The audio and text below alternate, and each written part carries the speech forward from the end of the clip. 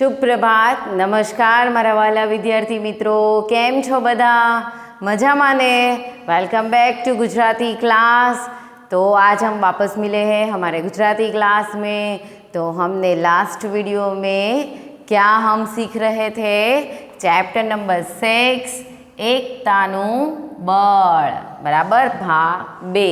तो हमने जो भी लास्ट वीडियो में समझा था उसे भी हम थोड़ा याद करेंगे और फिर उसके आगे का हम सीखेंगे। तो चलो हम समझते हैं। लास्ट वीडियोनी अंदर पाठ समझता हता एकतानु बळ। एमां समझ्या हता कि एक वृद्ध डोसाने 3 दीकरा हता। ए 3 दीकराओने अंदरो अंदर जरा पण संप नहोतो, झगड़ता ज रहता हता। पछी एक दिवस डोसो बीमार पड़े छे अने बीमार पड़े छे एटले एने विचार आवे छे के हूँ मारा छोकराओने कांईक शिखामण आपतो जाऊँ, बराबर। अने एना छोकराओने ए वात बोलावीने करे छे अने एना छोकराओ एनी वात मानवा माटे तैयार थई जाय छे, बराबर।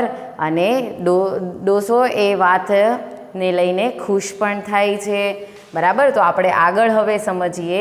तो चलो अब हम आगे समझते हैं फिर क्या हुआ। डोसाने आ सांभळी संतोष थयो। तेमने एक छोकरा पासे वाड़ामांथी साठीओनी के लाकड़ीओनी एक भारी मंगावी, बराबर। मतलब कि ये वृद्ध इंसान ने लड़के को बोला कि बाहर से आप लकड़ियाँ लेकर आओ, ठीक है। फिर क्या हुआ, चलो देखते हैं। छोकरो भारी बांधीने लई आव्यो, बराबर। तो क्या किया, देखो, एक लड़के ने पूरे बंच जो लकड़ी का होता है ना, 8-10 लकड़ियाँ एक साथ, ठीक है, वो लेकर आया।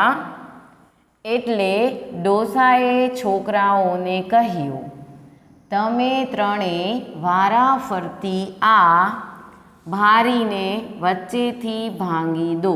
मतलब बूढ़े इंसान ने, मतलब ये जो उसके पिता है, उसने कहा कि ये सारी लकड़ियाँ आप बीच में से तोड़ दो, ठीक है। लेकिन 8-10 लकड़ियाँ एक साथ हम तोड़ेंगे तो वो नहीं टूटेगी, ठीक है। फिर आगे क्या हुआ, 3 जणे जोर करीने भारीने भांगवा प्रयत्न कर्यो। भारी एटले लाकडानो भारो, बराबर।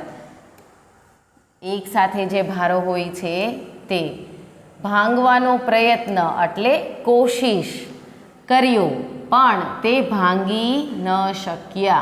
एटले डोसाए भारीने छोड़ीने एमांथी एक लाकड़ी तोड़वानुं एक छोकराने कह्युं। मतलब कि तीनों लड़के ने तोड़ने की कोशिश की, लेकिन एक साथ 8-10 लकड़ियाँ हो तो उसे हम नहीं तोड़ पाते, ठीक है। तो तीनों ने कोशिश की लेकिन वो टूटी नहीं। फिर क्या किया, फिर एक लड़के को बोला कि उसमें से एक लकड़ी निकाल कर उसको बीच में से आप तोड़ दो, ठीक है।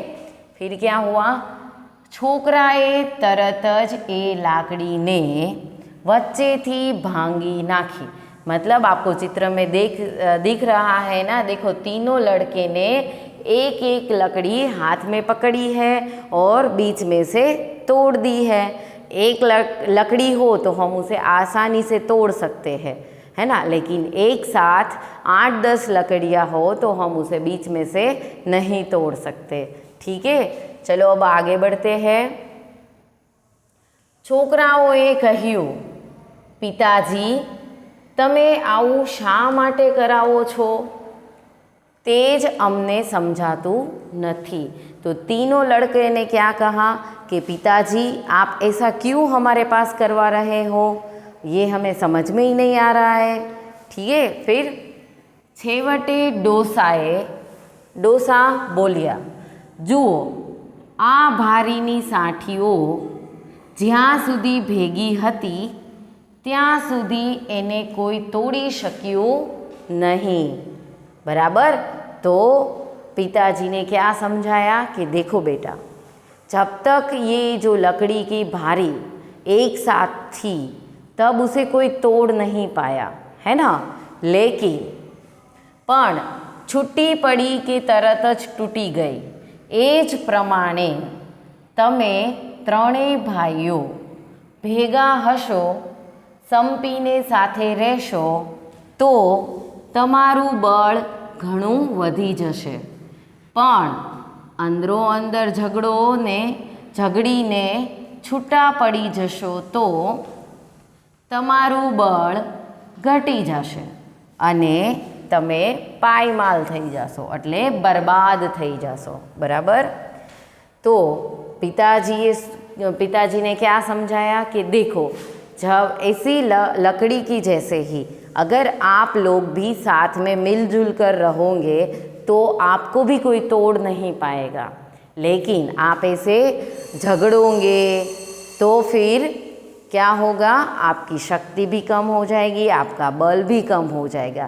इसीलिए आप सबको इन लकड़ियों के जैसे साथ रहना चाहिए ताकि आपको कोई तोड़ नहीं पाए, है ना.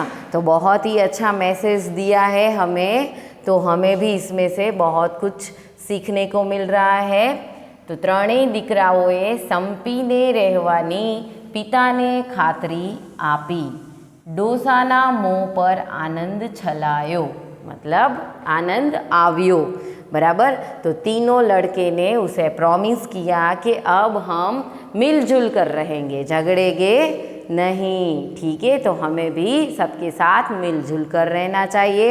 और इस चैप्टर के रचयिता है पुनकरथन सोमाभाई वी पटेल. ठीक है, जिन्होंने ये पाठ की रचयिता की है. तो यहाँ पर ये हमारा चैप्टर ख़त्म होता है और हम नेक्स्ट वीडियो में इसका अभ्यास समझने के लिए वापस मिलेंगे. तो तब तक के लिए गॉड ब्लेस यू.